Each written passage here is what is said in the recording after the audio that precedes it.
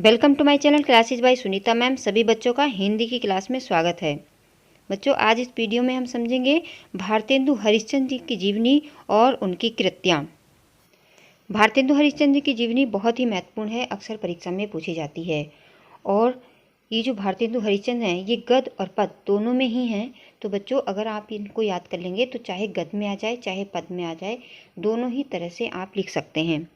तो आज इस वीडियो में हम संक्षेप में समझेंगे कि किस तरह से जीवनी को याद किया जाता है। वीडियो के लास्ट में ये भी बताया जाएगा कि किस तरह से आप जीवनी को याद रख सकते हैं और कभी नहीं भूलेंगे। तो बच्चों, वीडियो को पूरा ही देखिए और अच्छी तरह से अगर आपने इस वीडियो को ध्यानपूर्वक समझा तो आज वीडियो देखने के बाद ये जो भारतेंदु हरिश्चंद्र जी की जीवनी है इसको आप कभी नहीं भूलोगे।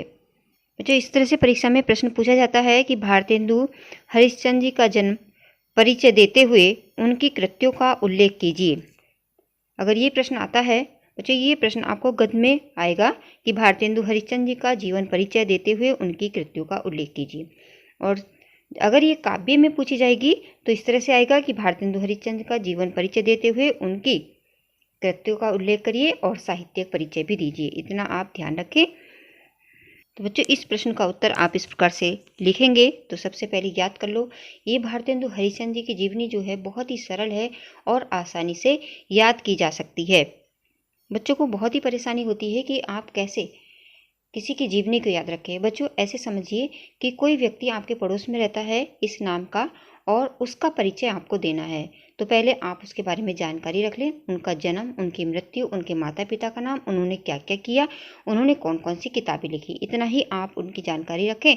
और फिर इसी को मान करके आप किसी भी कवि की, किसी की लेखक की जीवनी को याद करें। अब देखिए, आज हम इसमें करेंगे भारतेंदु हरिश्चंद्र का जीवन परिचय।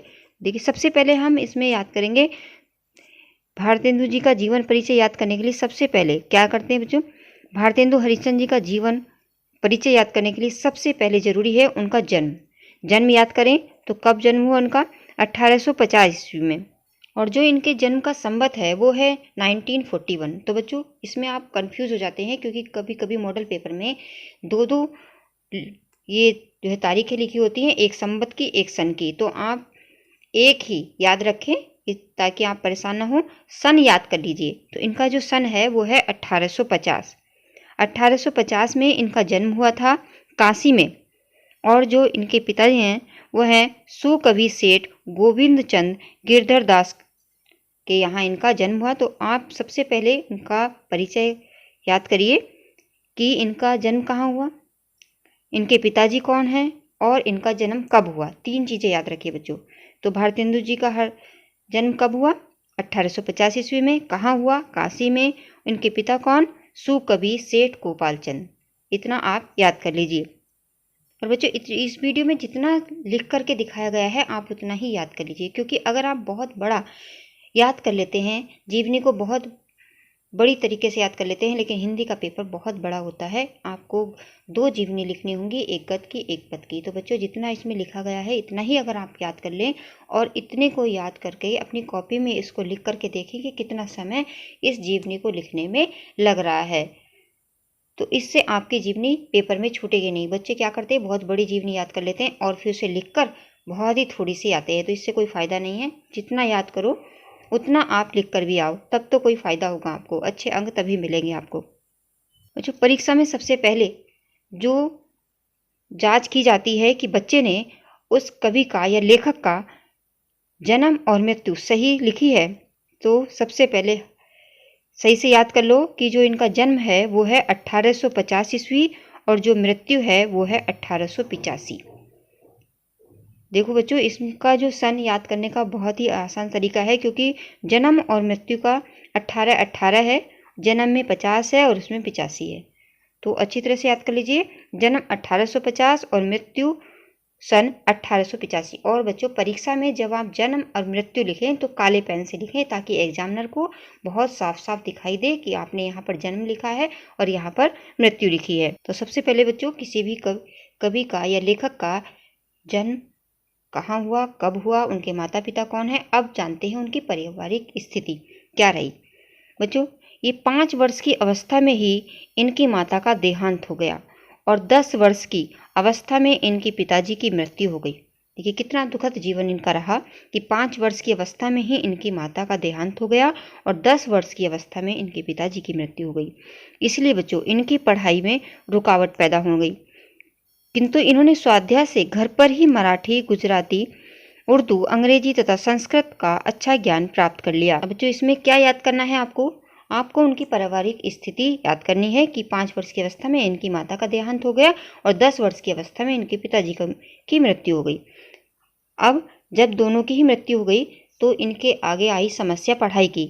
इनकी जो पढ़ाई चल रही थी तो माता पिता के देहांत के बाद इनकी पढ़ाई वैसे नहीं चल पाई, बहुत ही रुकावट आई और इन्होंने अपने आप ही अपनी पढ़ाई खुद की स्वाध्याय से इन्होंने घर पर ही पढ़ाई की और घर पर इन्होंने कितनी भाषाएं सीखी। देखिए बच्चों, इन्होंने मराठी, गुजराती, उर्दू, अंग्रेजी, संस्कृत इन सब का अच्छा ज्ञान प्राप्त कर लिया। मतलब इन सब बातों से पता चलता है कि कितने होशियार होंगे कि खुद स्वाध्याय से इन्होंने इतनी सारी भाषाओं का खुद ही अध्ययन किया। अब यहाँ से शुरू होता है बच्चों इनका साहित्यिक परिचय। अगर साहित्यिक परिचय लिखने को आता है तो आप इस प्रकार से हेडिंग डाल करके साहित्य परिचय लिखेंगे कि भारतेंदु हरिश्चंद्र जी ने पिताजी के जीवन काल में ही ये रचना करके उनसे कवि होने का आशीर्वाद प्राप्त किया था। मतलब जब वो छोटे थे, जब उनके पिताजी जिंदा थे तो अपने पिताजी के सामने एक रचना लिखी। उन्होंने एक रचना की और अपने पिताजी से, जो इनके जो पिताजी थे वो भी एक सुकवि थे, अच्छे कवि थे, तो अपने पिताजी से आशीर्वाद प्राप्त किया कि आप बड़ा होने पर ये बच्चा जो है उनका बहुत बड़ा कवि बनेगा, लेखक बनेगा। तो उन्होंने कौन सी रचना की थी बच्चों? ये दोहा आप जरूर परीक्षा में लिखें, क्योंकि इस तरह से दोहा लिखेंगे, काले पेन से लिखेंगे तो आपकी जीवनी पर बहुत अधिक प्रभाव पड़ेगा और आपको अच्छे अंक प्राप्त होंगे। तो दोहा क्या था? ले बिहुड़ा ठाड़े भये श्री अनिरुद्ध सुजान, वर्णासुर की सैन्य को हनन लगे भगवान। इस प्रकार बच्चों इस दोहे को आप जरूर याद कर लें और काले पेन से लिख करके आएं और आपको जरूर अच्छे अंक प्राप्त होंगे। अब इनके जीवन की आगे की क्या कहानी क्या है बच्चों? देखिए 13 वर्ष की अवस्था में इनका विवाह हो गया। पहले बाल विवाह हुआ करता था, तो देखिए भारतेंदु हरिश्चंद्र जी का जो विवाह है वो 13 वर्ष की अवस्था में ही हो गया और 18 वर्ष की अवस्था में इन्होंने कवि वचन सुधा नामक पत्र निकाला था। बच्चों देखिए कितने होशियार थे ये कि इस समय बच्चे 11 या 12 में हुआ करते हैं। तो देखिए ये इतनी उम्र में इन्होंने एक पत्र भी निकाल दिया, कवि वचन सुधा। कितनी उम्र में? 18 वर्ष की अवस्था में। 18 वर्ष की अवस्था में इन्होंने एक पत्र भी निकाल दिया और 13 वर्ष की अवस्था में इनका विवाह भी हो गया। ये स्वभाव से बहुत ही उदार व्यक्ति थे, मतलब बहुत ही अच्छे व्यक्ति थे। दीन दुनिया की जो दीन दुखी व्यक्ति होते थे उनकी बड़ी सहायता करते थे। ये देश सेवा और साहित्य सेवा में इन्होंने अपना धन बहुत प्रयोग किया, मतलब अपने धन का बहुत अधिक खर्चा किया। किसमें? दीन दुखियों की सेवा करने में, देश की सेवा करने में और साहित्य सेवा में इन्होंने अपने धन का खूब खर्चा किया। अब जब इन्होंने खूब खर्चा किया तो जो एक काशी नरेश थे, इन्होंने एक बार जब काशी नरेश ने इनके इस खर्च करने से रोकने के लिए इन्हें समझाया, तब इन्होंने कहा और उत्तर दिया था कि यह धन मेरे पूर्वजों को खा गया है और मैं इसे खाऊंगा। बच्चों ये जो लाइन है, ये जो पंक्तियां लिखी हुई हैं भारतेंदु हरिश्चंद्र जी की, जो ये काले पेन से दिखाई गई हैं लिख करके, आप भी इसी तरह से काले पेन से लिख करके आइए तो आपकी जो है एग्जामिनर पर बहुत अधिक प्रभाव पड़ेगा और आपको जरूर अच्छे अंक प्राप्त करेंगे। आप इतना याद करके आएंगे लेकिन काले पेन से नहीं लिखेंगे तो दिखाई नहीं देगा। तो इसी तरह से 2 पंक्तियों में ये लिख करके आइए कि जरूर लिख करके आना कि उन्होंने कहा था, उन्होंने उत्तर दिया था कि ये धन मेरे पूर्वजों को खा गया है और मैं इसे खाऊंगा। और इसी उदारता के कारण इनकी आर्थिक दशा शोचनीय हो गई और वह ऋणग्रस्त हो गए, क्योंकि जब बहुत खर्चा करने लगे तो इनकी जो आर्थिक स्थिति थी बहुत ही बुरी हो गई और ये कर्जे में भी डूब गए। और देखिए बच्चों कितनी छोटी सी आयु में इनकी मृत्यु भी हो गई। 1885 ईस्वी में इनकी मृत्यु हुई। केवल 35 वर्ष की अल्प आयु में इनका स्वर्गवास हो गया। इनका जो जन्म हुआ था वो 1850 में और मृत्यु 1885 में हो गई। केवल 35 वर्ष की अल्प आयु में इनका स्वर्गवास हुआ और इन्होंने दुनिया में इतना नाम करके चले गए कि हम लोग भी अब तक इनकी जीवनी को याद कर रहे हैं। अब देखिए बच्चों, अब लिखते हैं कृत्या। कृत्य किस प्रकार से लिखेंगे कि भारतेंदु हरिश्चंद्र जी ने अपनी थोड़ी सी आयु में बहुत कुछ लिखा। इनकी प्रमुख रचनाएं निम्नलिखित हैं। तो सबसे पहले इनके आते हैं नाटक। बच्चों इनके नाटक जरूर याद कर ले, क्योंकि परीक्षा में जरूर इनके नाटक, इनकी निबंध जरूर पूछे जाते हैं। कि सत्य हरिश्चंद्र है इनका नाटक, चंद्रावली, भारत दुर्दशा, नील देवी, अंधेर नगरी, वैदिक हिंसा, हिंसा न भवति, विश्वस्य विस्म औषधम, सती प्रताप, प्रेम योगिनी आदि इनके नाटक हैं। वीडियो को रोक करके बच्चों इसका स्क्रीनशॉट ले लें और अपनी कॉपी में इनके नाटक को नोट कर लें। अब है इनके अनुदित नाटक। अब अनुदित नाटक में कौन से हैं? मुद्रा राक्षक, धनंजय विजय, रत्नावली, कपूर मंजरी, विद्या सुंदर, भारत जननी, पाखंड विडम्बना और दुर्लभ आदि। बच्चों के मन में आ रहा होगा कि इतने सारे नाटक हम किस प्रकार से लिखें। बच्चों एक बार आपने वीडियो को देख लिया, सुन लिया, तो कुछ ना कुछ बहुत सारे नाटक आपके दिमाग में याद हो जाएंगे। जब आप इसको कॉपी में लिखेंगे तब बहुत सारे नाटक आपको याद भी हो जाएंगे। तो आप परीक्षा में जब लिखने बैठेंगे तो नाटक हेडिंग डाल करके जितने भी नाटक आपको याद हैं वो आप लिख दीजिए। आगे है इनका इतिहास ग्रंथ। इन्होंने इतिहास ग्रंथ भी लिखे, जिसमें है कश्मीर सुषमा, महाराष्ट्र देश का इतिहास, दिल्ली दरबार दर्पण, अग्रवालों की उत्पत्ति और बादशाह दर्पण आदि। तो ये इतिहास ग्रंथ भी आप अच्छी तरह से याद कर ले। कश्मीर सुषमा, महाराष्ट्र देश का इतिहास, दिल्ली दरबार दर्पण, अग्रवालों की उत्पत्ति और बादशाह दर्पण आदि।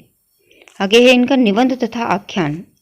निबंध में है सुलोचना, मदालसा, लीलावती, परिहास और पंचक आदि।